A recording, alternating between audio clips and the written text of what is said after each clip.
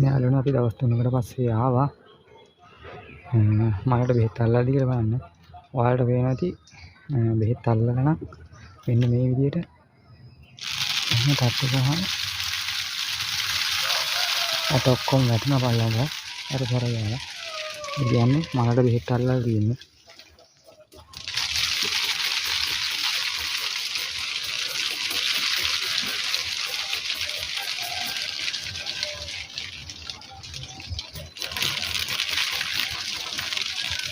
මේ විදිහට අත ඔක්කොම සර ගාලා වැටෙනවා. මම ඔයාලට පෙන්නන්න මේකේ අග කපන විදිය.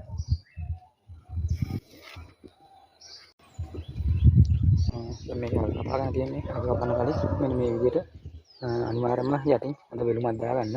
අපලි වලිය රෑම් බීමට වැටෙන්න දෙන්න එපා. ඒ වගේම අනිවාර්යයෙන්ම රෙදි කෑල්ලකුත් අරන් ඉන්න ඔයාලා. පිහි ගෑවෙන පහට පිය දාන්න. මල් මූණට පිය දාන්න. අනිවාර්යයෙන්ම දෙය ගෙඩියක් අරන් ඉන්න.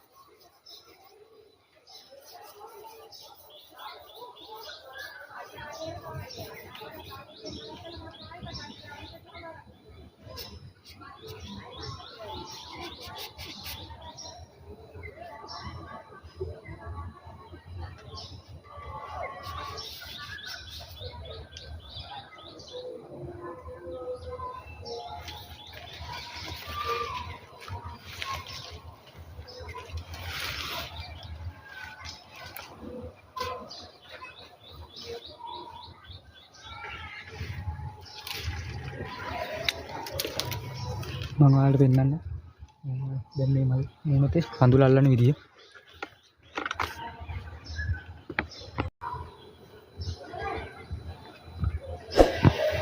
ඔයාලට පේනවාද දැන් මේ කැපුව විතරයි මල් මූලතේ කඳුල අල්ලලා තියෙනවා. මෙතන ඔයාලට පේනවා තියෙනවා.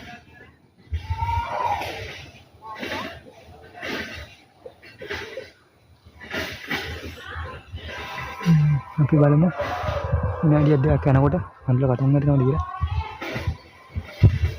කඳුල අල්ලන විදිහට විනාඩි දෙකක් වගේ යනකොට කඳුල වැටෙයි.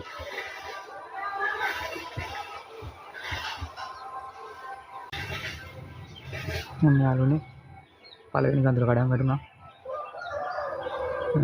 විනාඩියක් යන්න උනේත් නැහැ. කඳුල කඩන් වැටුණා. ඔයාලට පේනවා ඇති මල් මුහුණේ තියෙන මෙන්න කඳුළු එල්ලලා තියෙන විදිය. කඳුළු එල්ලන විනාඩියක් ගියේ නැහැ. කඳුළු වැටුණා. මෙන්න මේ විදිහට ඔයාලා අනිවාර්යෙන්ම මේ ප්‍රමාණයෙන් මල හිරවගෙන මේ විදිහට බෙහෙත් කියලා හැදුවොත් අනිවාර්යෙන් මල සාර්ථක වෙනවා. ඔන්න දැන් දෙවෙනි තුන්වෙනි කඳුලක් කඩන් වටනකොට විදිහට අපි මේ විදිහට කඳුල 20ක් විතර වැටුණට පස්සේ අපි නැවතත් කපා ගන්නවා. ඒ වගේ 4-5 ගමනක් අනිවාර්යයෙන්ම මෙහෙදී මේ විදිහට කපා ගන්න ඕන. එතකොට අනිවාර්යයෙන්ම කඳුල වැඩි වෙන ප්‍රමාණය වැඩි. අපි බලමු තව සැරයක් කපලා කඳුල කොහොමද ආයෙ අල්ලන්නේ කියලා. මම ඔයාලට මේ වීඩියෝ එකෙන් අනිවාර්යයෙන්ම මේ මලේ සාර්ථකත්වය පෙන්නනවා. දවස් දෙකකට පස්සේ වාදිනක් දාලා කොච්චර තියෙද කියලා තෙලිජ්ජ මම ඔයාලට පෙන්නන්නම්. ඒ වගේම මේ මලේ සාර්ථකත්වය මම ඉදිරියට පෙන්නනවා. එහෙනම් යාළුවනේ වීඩියෝ එකේම රැඳිලා ඉන්න.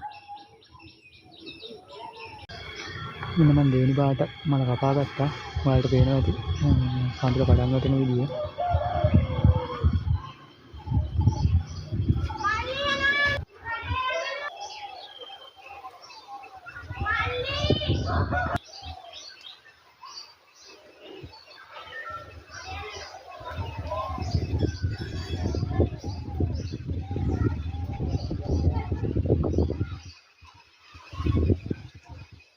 මේක කඳුල පටන් ගන්නවා. සමගිරිත් එකම වගේ කඳුල අල්ලලා කඳුල කැඩෙනවා.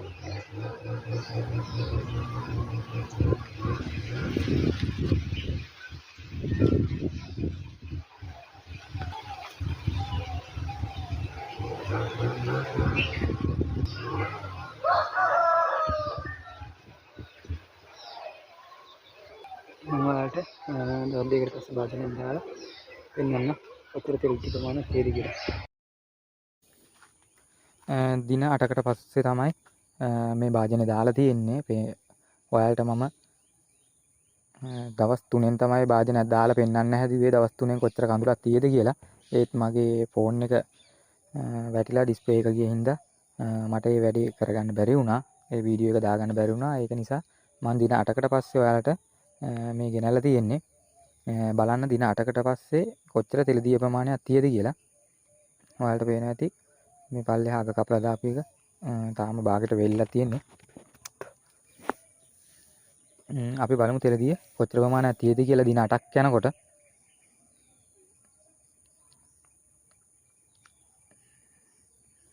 මේ දාලා තියෙන්නේ ලීටර් 10 බකට් එක. ඒකේ ලීටර් 8ක් විතර තියෙනවා. ඔයාලට පේනවා ඇති භාජනෙන් ලීටර් 2ක් විතර වගේ තමයි අඩු. මේ ලොකු භාජනේ මේ හැන්දෑවේ කපලා උදේ වෙනකොට තියෙන තෙල් දිය ප්‍රමාණය.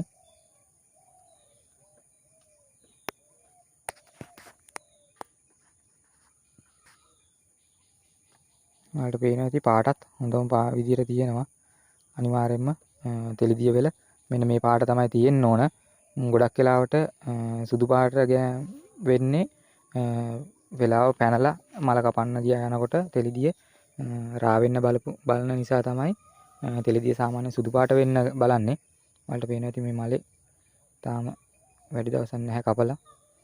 දින 8යි වෙන්නේ. තෙලිදිය වෙල පාට ඔයාලට පේනවා.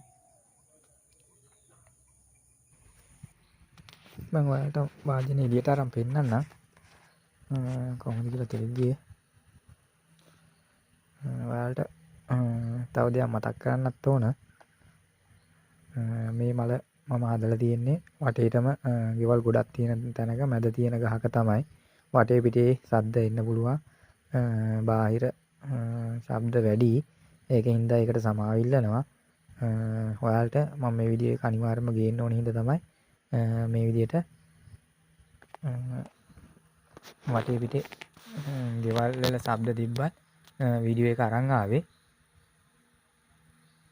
ඔයාලට මතක් කරනවා අනිවාර්යයෙන්ම මගේ channel එක subscribe කරලා bell icon එකත් click කරන්න කියලා.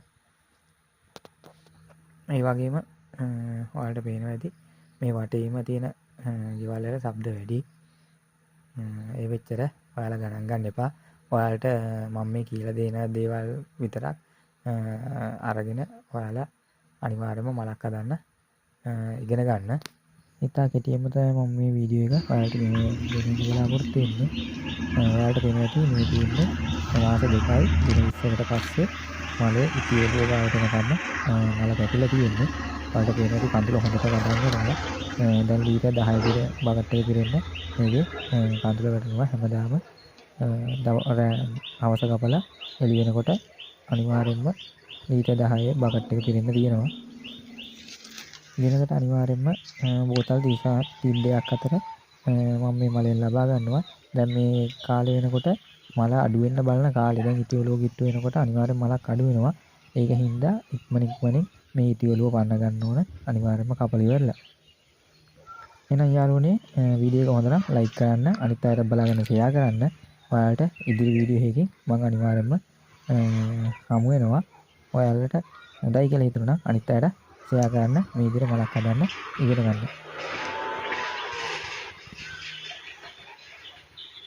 එහෙනම් හැමෝටම ජය වේවා.